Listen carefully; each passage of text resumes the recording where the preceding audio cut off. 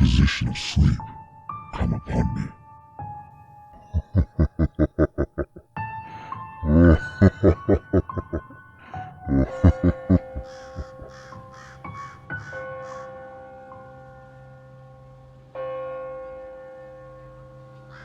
I have frequently wondered if the majority of mankind ever paused to reflect upon the occasionally titanic significance of dreams, and of the obscure world to which they belong. Whilst the greater number of our nocturnal visions are perhaps no more than faint and fantastic reflections of our waking experiences, Freud, to the contrary with his puerile symbolism, there is still a certain remainder whose immundane and ethereal character permits of no ordinary interpretation, and whose vaguely exciting and disquieting effort suggests possible minute glimpses into a sphere of mental existence no less important than physical life, yet separated from that life by an all but impassable barrier. From my experience, I cannot doubt but that man, when lost to terrestrial consciousness, is indeed sojourning in another and uncorporeal life of far different nature from the life we know, and of which only the slightest and most indistinct memories linger after waking. From those blurred and fragmentary memories, we may infer much, yet prove little. We may guess that in dreams, life, matter, and vitality, as the earth knows such things, are not necessarily constant, and that time and space do not exist as our waking selves comprehend them. Sometimes I believe that this less material life is our truer life, and that our vain presence on the terraqueous globe is itself the secondary or merely virtual phenomenon. It was from a youthful reverie filled with speculations of this sort that I arose one afternoon in the winter of 1900 to 1901, when to the state psychopathic institution in which I served as an intern was brought the man whose case has ever since haunted me so unceasingly. His name, as given on records, was Joe Slater, or Slater, and his appearance was that of the typical denizen of the Catskill Mountain region, one of those strange, repellent scions of a primitive colonial peasant stock, whose isolation for nearly 3 centuries in the hilly fastness of a little-travelled countryside has caused them to sink to a kind of barbaric degeneracy, rather than advance with their more fortunately placed brethren of the thickly settled districts. Among these odd folk who correspond exactly to the decadent element of white trash in the South, law and morals are non-existent, and their general mental status is probably below that of any other section of the Native American people. Joe Slater, who came to the institution in the vigilant custody of 4 state policemen, and who was described as a highly dangerous character, certainly presented no evidence of his perilous disposition when I first beheld him. Though well above the middle stature and of somewhat brawny frame, he was given an absurd appearance of harmless stupidity by the pale, sleepy blueness of his small watery eyes, the scantiness of his neglected and never-shaven growth of yellow beard, and the listless drooping of his heavy nether lip. His age was unknown, since among his kind neither family records nor permanent family ties exist. But from the baldness of his head and front, and from the decayed condition of his teeth, the head surgeon wrote him down as a man of about 40. From the medical and court documents, we learned all that could be gathered of his case. This man, a vagabond, hunter and trapper, had always been strange in the eyes of his primitive associates. He had habitually slept at night beyond the ordinary time, and upon waking would often talk of unknown things in a manner so bizarre as to inspire fear even in the hearts of an unimaginative populace. Not that his form of language was at all unusual, for he never spoke, save in the debased patois of his environment, but the tone and tenor of his utterances were of such mysterious wildness that none might listen without apprehension. He himself was generally as terrified and baffled as his auditors, and within an hour after awakening would forget all that he had said, or at least all that had caused him to say what he did, relapsing into a bovine, half-amiable normality, like that of the other hill-dwellers. As Slater grew older, it appeared his matutinal aberrations had gradually increased in frequency and violence, till about a month before his arrival at the institution had occurred the shocking tragedy which caused his arrest by the authorities. One day near noon, after a profound sleep begun in a whiskey debauch at about 5 of the previous afternoon, the man had roused himself most suddenly, with ululations so horrible and unearthly that they brought several neighbors to his cabin, a filthy sty where he dwelt with a family as indescribable as himself. Rushing out into the snow, he had flung his arms aloft and commenced a series of leaps directly upward in the air, the while shouting his determination to reach some big cabin with brightness in the roof and walls and floor, and the loud, queer music far away. As 2 men of moderate size sought to restrain him, he had struggled with maniacal force and fury, screaming of his desire and need to find and kill a certain thing that shines and shakes and laughs. At length, after the temporary felling of one of his detainers with a sudden blow, he had flung himself upon the other in a demonic ecstasy of bloodthirstiness, shrieking fiendishly that he would jump high in the air and burn his way through anything that stopped him.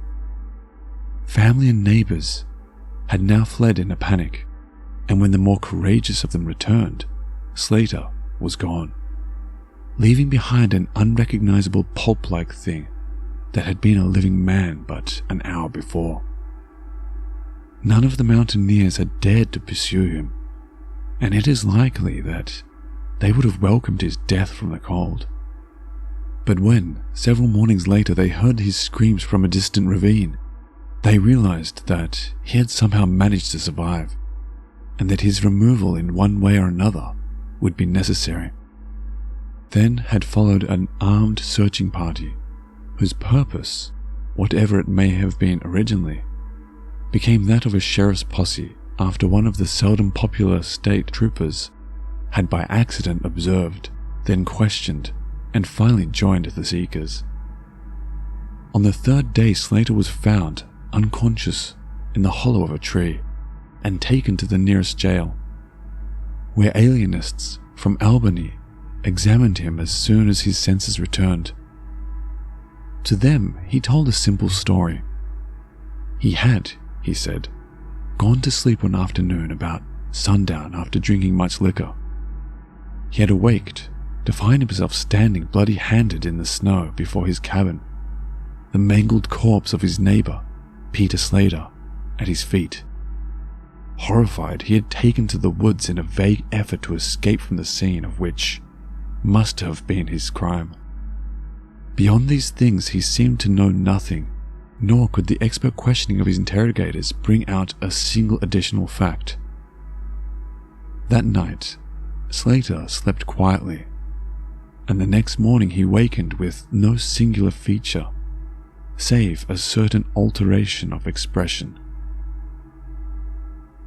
Dr. Barnard, who had been watching the patient, thought he noticed in the pale blue eyes a certain gleam of peculiar quality, and in the flaccid lips an all but imperceptible tightening, as if of intelligent determination.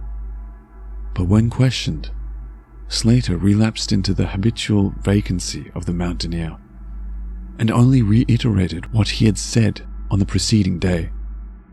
On the third morning occurred the first of the man's mental attacks. After some show of uneasiness and sleep, he burst forth into a frenzy so powerful that the combined efforts of 4 men were needed to bind him into a straitjacket. The alienists listened with keen attention to his words, since their curiosity had been aroused to a high pitch by the suggestive yet mostly conflicting and incoherent stories of his family and neighbors. Slater raved for upward of 15 minutes, babbling in his backwoods dialect of great edifices of light, oceans of space, strange music, and shadowy mountains and valleys.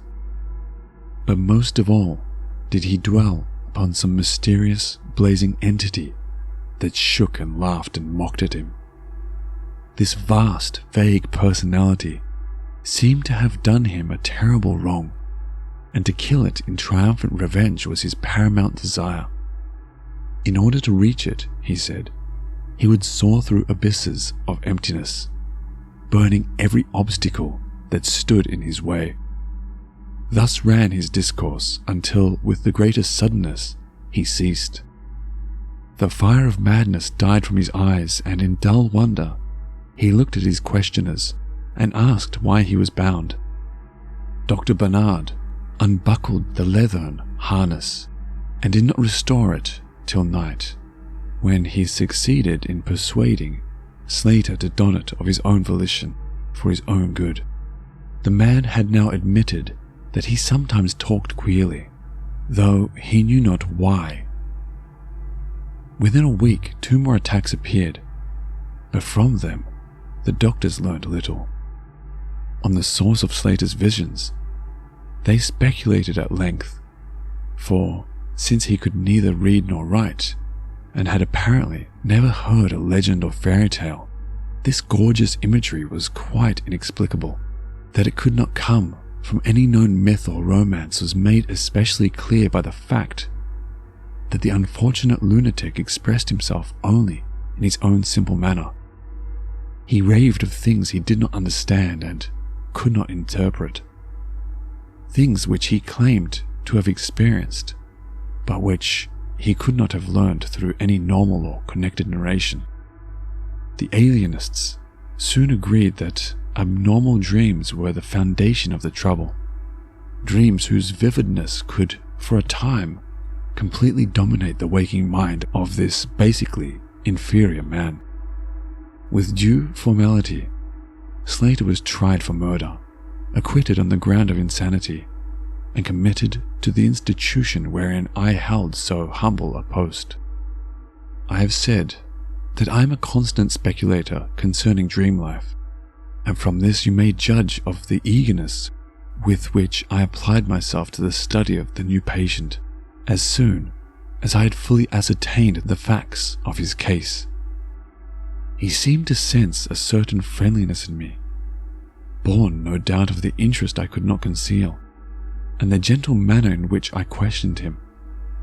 Not that he ever recognized me during his attacks, when I hung breathlessly upon his chaotic but cosmic word pictures, but he knew me in his quiet hours, when he would sit by his barred window, weaving baskets of straw and willow, and perhaps pining for the mountain freedom he could never enjoy again. His family never called to see him. Probably it had found another temporary head, after the manner of decadent mountain folk. By degrees I commenced to feel an overwhelming wonder at the mad and fantastic conceptions of Joe Slater.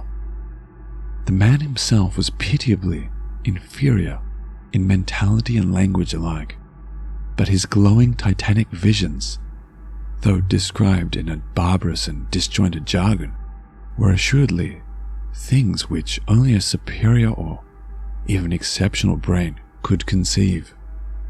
How, I often asked myself, could the stolid imagination of a Catskill degenerate conjure up sights whose very possession argued a lurking spark of genius?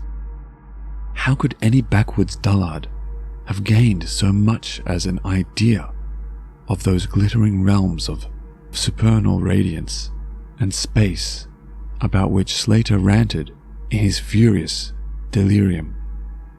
More and more I inclined to the belief that in the pitiful personality who cringed before me lay the disordered nucleus of something beyond my comprehension, something infinitely beyond the comprehension of my more experienced but less imaginative medical and scientific colleagues.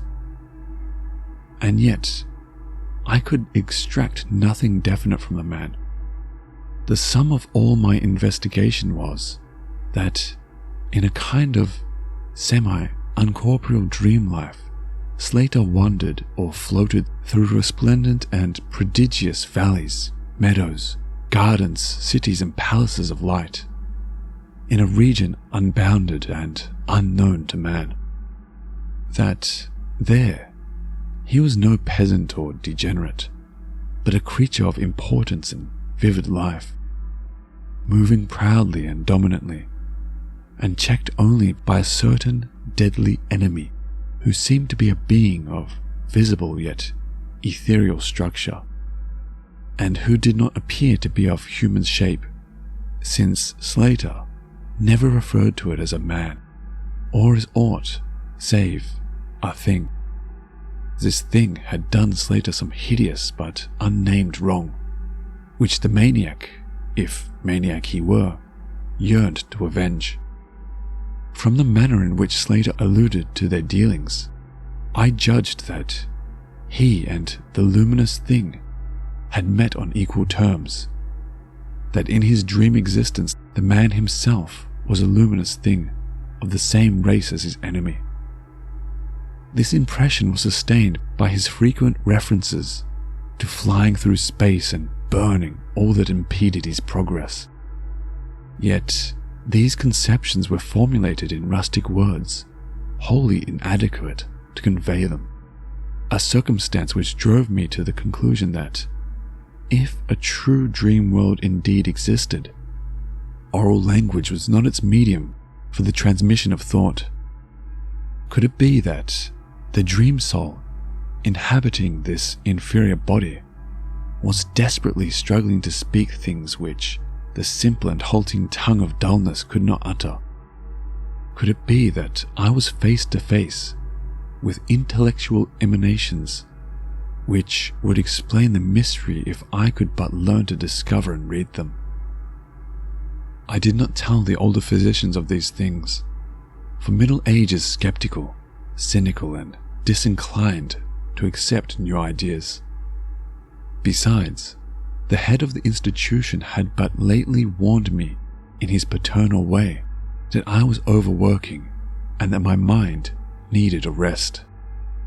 It had long been my belief that human thought consists basically of atomic or molecular motion convertible into ether waves of radiant energy like heat, light, and electricity.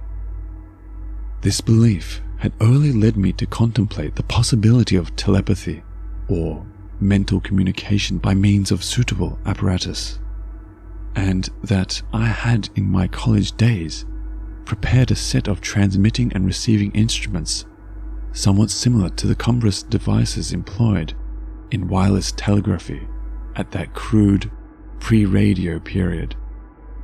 These I had tested with a fellow student, but achieving no result, had soon packed them away with other scientific odds and ends for possible future use. Now, in my intense desire to probe into the dream life of Joe Slater, I sought these instruments again and spent several days in repairing them for action. When they were complete once more, I missed no opportunity for their trial. At each outburst of Slater's violence, I would fit the transmitter to his forehead and the receiver to my own, constantly making delicate adjustments for various hypothetical wavelengths of intellectual energy. I had but little notion of how the thought impressions would, if successfully conveyed, arouse an intelligent response in my brain. but I felt certain that I could detect and interpret them. Accordingly, I continued my experiments, though informing no one of their nature. It was on the 21st of February, 1901, that the thing finally occurred. As I look back across the years, I realize how unreal it seems, and sometimes half wonder if old Dr. Fenton was not right when he charged it all to my excited imagination. I recall that he listened with great kindness and patience when I told him, but afterward gave me a nerve powder and arranged for the half-year's vacation on which I departed the next week. That fateful night, I was wildly agitated and perturbed, for despite the excellent care he had received, Joe Slater was unmistakably dying. Perhaps it was his mountain freedom that he missed, or perhaps the turmoil in his brain had grown too acute for his rather sluggish physique. But at all events, the flame of vitality flickered low in the decadent body. He was drowsy near the end, and as darkness fell, he dropped off into a troubled sleep. I did not strap on the straitjacket, as was customary when he slept, since I saw that he was too feeble to be dangerous, even if he woke up in mental disorder once more before passing away. But I did place upon his head and mine the two ends of my cosmic radio, hoping against hope for a first and last message from the dream world in the brief time remaining. In the cell with us was one nurse, a mediocre fellow who did not understand the purpose of the apparatus or think to inquire into my course. As the hours wore on, I saw his head droop awkwardly in sleep, but I did not disturb him. I myself, lulled by the rhythmical breathing of the healthy and the dying man, must have nodded a little faster. The sound of weird lyric melody was what aroused me. Chords vibrations and harmonic ecstasies echoed passionately on every hand, while on my ravished sight burst the stupendous spectacle of ultimate beauty.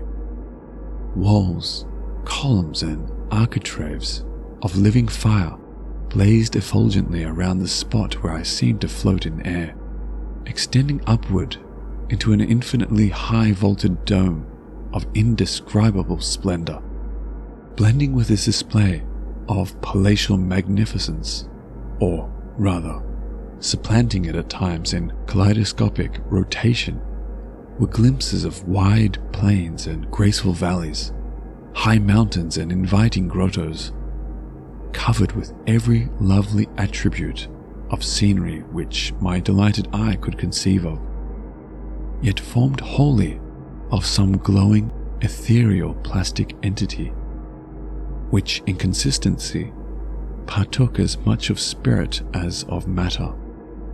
As I gazed, I perceived that my own brain held the key to these enchanting metamorphoses, for each vista which appeared to me was the one my changing mind most wished to behold. Amidst this Elysian realm, I dwelt not as a stranger, for each sight and sound was familiar to me, just as it had been for unaccounted eons of eternity before, and would be for eternities to come. Then the resplendent aura of my brother of light drew near and held colloquy with me, soul to soul, with silent and perfect interchange of thought.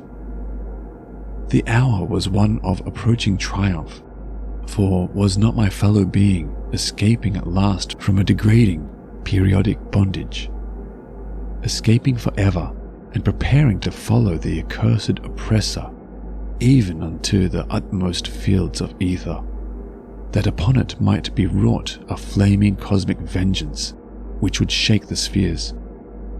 We floated thus for a little time, when I perceived a slight blurring and fading of the objects around us, as though some force were recalling me to earth. where I least wished to go. The form near me seemed to feel a change also, for it gradually brought its discourse toward a conclusion, and itself prepared to quit the scene, fading from my sight at a rate somewhat less rapid than that of the other objects. A few more thoughts were exchanged, and I knew that the luminous one and I were being recalled to bondage, though for my brother of light, it would be the last time. The sorry planet shell being nigh well spent, in less than an hour my fellow would be free to pursue the oppressor along the Milky Way and past the hill stars to the very confines of infinity. A well-defined shock separates my final impression of the fading scene of light from my sudden and somewhat shamefaced awakening and straightening up in my chair as I saw the dying figure on the couch move hesitantly. Joe Slater was indeed awaking, though probably for the last time. As I looked more closely, I saw that in the sallow cheeks shone spots of color which had never before been present. The lips too seemed unusual, being tightly compressed, as if by the force of a stronger character than had been Slater's. The whole face finally began to grow tense, and the head turned restlessly with closed eyes. I did not arouse the sleeping nurse, but readjusted the slightly disarranged headbands of my telepathic radio, intent to catch any parting message the dreamer might have to deliver. All at once the head turned sharply in my direction, and the eyes fell open, causing me to stare in blank amazement at what I beheld. The man who had been Joe Slater, the Catskill decadent, was now gazing at me with a pair of luminous, expanded eyes, whose blue seemed subtly to have deepened. Neither mania nor degeneracy was visible in that gaze, and I felt beyond a doubt that I was viewing a face behind which lay an active mind of high order. At this juncture, my brain became aware of a steady external influence operating upon it. I closed my eyes to concentrate my thoughts more profoundly, and was rewarded by the positive knowledge that my long-sought mental message had come at last. Each transmitted idea formed rapidly in my mind, and though no actual language was employed, my habitual association of conception and expression was so great that I seemed to be receiving the message in ordinary English. Joe Slater is dead, came the soul-petrifying voice or agency from beyond the wall of sleep. My opened eyes sought the couch of pain and curious horror, but the blue eyes were still calmly gazing, and the countenance was still intelligently animated. He is better dead, for he was unfit to bear the active intellect of cosmic entity. His gross body could not undergo the needed adjustments between ethereal life and planet life. He was too much of an animal, too little of a man. Yet it is through his deficiency that you have come to discover me, for the cosmic and planet souls rightly should never meet. He has been my torment and diurnal prison for 42 of your terrestrial years. I am an entity like that which you yourself become in the freedom of dreamless sleep. I am your brother of light, and have floated with you in the effulgent valleys. It is not permitted me to tell your waking earth self of your real self, but we are all roamers of vast spaces and travelers in many ages. Next year, I may be dwelling in the dark Egypt which you call ancient, or in the cruel empire of San Chan, which is to come 3,000 years hence. You and I have drifted to the worlds that reel about the red Arcturus, and dwelt in the bodies of the insect philosophers that crawl proudly over the fourth moon of Jupiter. How little does the Earth self know of life and its extent? How little indeed ought it to know for its own tranquility? Of the oppressor I cannot speak. You on Earth have unwittingly felt its distant presence. You, who without knowing idly gave to its blinking beacon the name of Algol, the demon star. It is to meet and conquer the oppressor that I have vainly striven for eons, held back by bodily encumbrances. Tonight, I go as a nemesis, bearing just and blazingly cataclysmic vengeance. Watch me in the sky close by the demon star. I cannot speak longer, for the body of Joe Slater grows cold and rigid, and the coarse brains are ceasing to vibrate as I wish. You have been my friend in the cosmos. You have been my only friend on this planet. The only soul to sense and seek for me within the repellent form which lies on this couch. We shall meet again, perhaps in the shining mists of Orion's sword, perhaps on a bleak plateau in prehistoric Asia, perhaps in unremembered dreams tonight, perhaps in some other form an eon hence, when the solar system shall have been swept away. At this point, the thought waves abruptly ceased, and the pale eyes of the dreamer, or can I say dead man, commenced to gaze fixedly. In a half stupor, I crossed over to the couch and felt of his wrist, but found it cold, stiff, and pulseless. The sallow cheeks paled again, and the thick lips fell open, disclosing the repulsively rotten fangs of the degenerate Joe Slater. I shivered, pulled a blanket over the hideous face, and awakened the nurse. Then I left the cell and went silently to my room. I had an insistent and unaccountable craving for a sleep, whose dreams I should not remember. The climax? What plain tale of science can boast of such a rhetorical effect? I've merely set down certain things appealing to me as facts, allowing you to construe them as you will. As I have already admitted, my superior, old Dr. Fenton, denies the reality of everything I have related. He vows that I was broken down with nervous strain and badly in need of the long vacation on full pay which he so generously gave me.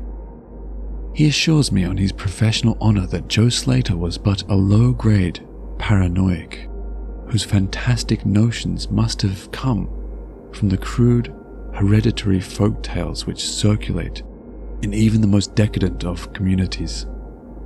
All this he tells me, yet I cannot forget what I saw in the sky on the night after Slater died. Lest you think me a biased witness, another's pen must add this final testimony, which may, perhaps, supply the climax you expect. I will quote the following account of the star Nova Persei, verbatim from the pages of that eminent astronomical authority, Professor Garrett P. Service. On February 22nd, 1901, a marvelous new star was discovered by Dr. Anderson of Edinburgh, not very far from Algol. No star had been visible at that point before. Within 24 hours, the stranger had become so bright that it outshone Capella. In a week or two it had visibly faded, and in the course of a few months it was hardly discernible with the naked eye.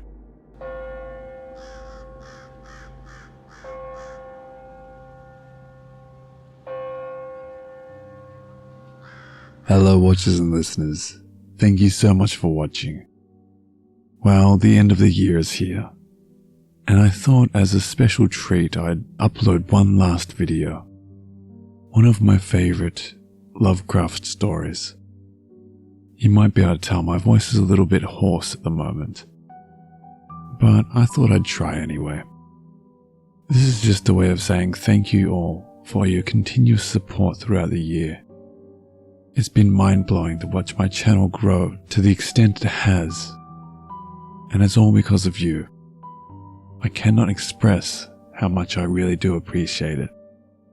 So everyone have a happy, safe new year. May 2022 be better on us all, and I'll see you next time. And remember, Papa.